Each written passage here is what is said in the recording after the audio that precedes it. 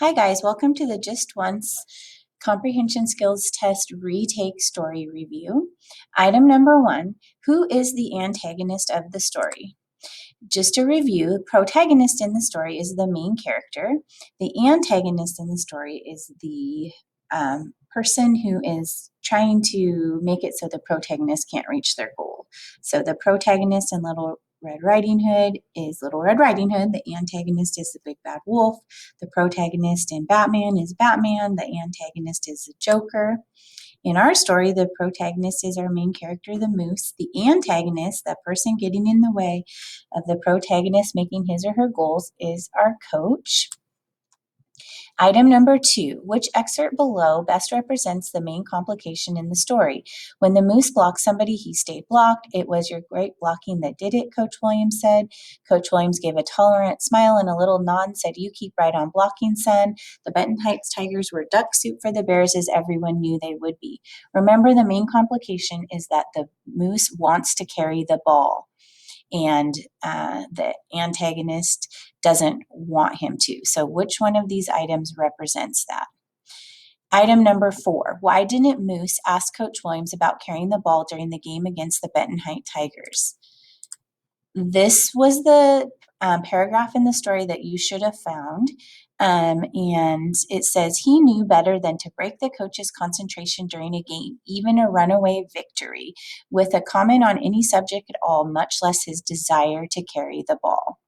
Okay, so Coach Williams did not bow to pressure. There was a strict rule against talking to the coach during the game. Coach Williams was talking to Dan Blevins every time the Moose tried to approach him, or the Moose knew better than to break Coach Williams' concentration. Number 5, which rising action occurs before the climax of the story?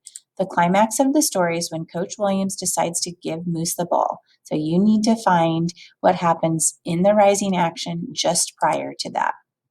The Moose cradled the football in his right hand. The crowd chanted, "Give Moose the ball." The Moose pleaded with Coach Williams just once. The Moose heard the screaming of the crowd and saw the scoreboard blinking.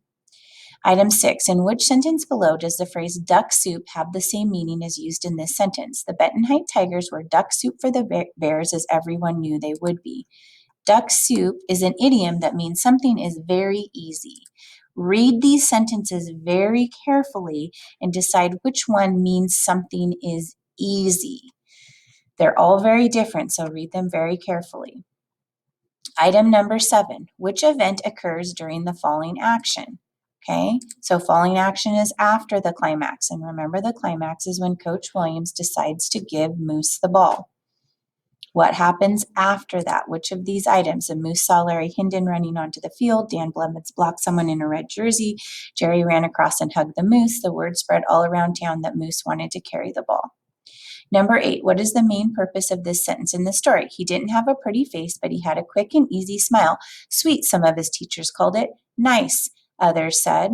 Read each of these and decide the main purpose. This is about teachers, remember, not his friends. Item number 9, which event is the most important to the development of the plot? Remember, development is how things change. The Moose realized that he had scored a touchdown. The Moose decided to go public with his hang-up. The crowd chanted, "Give the Moose the ball." The Moose took the ball and managed not to fumble it.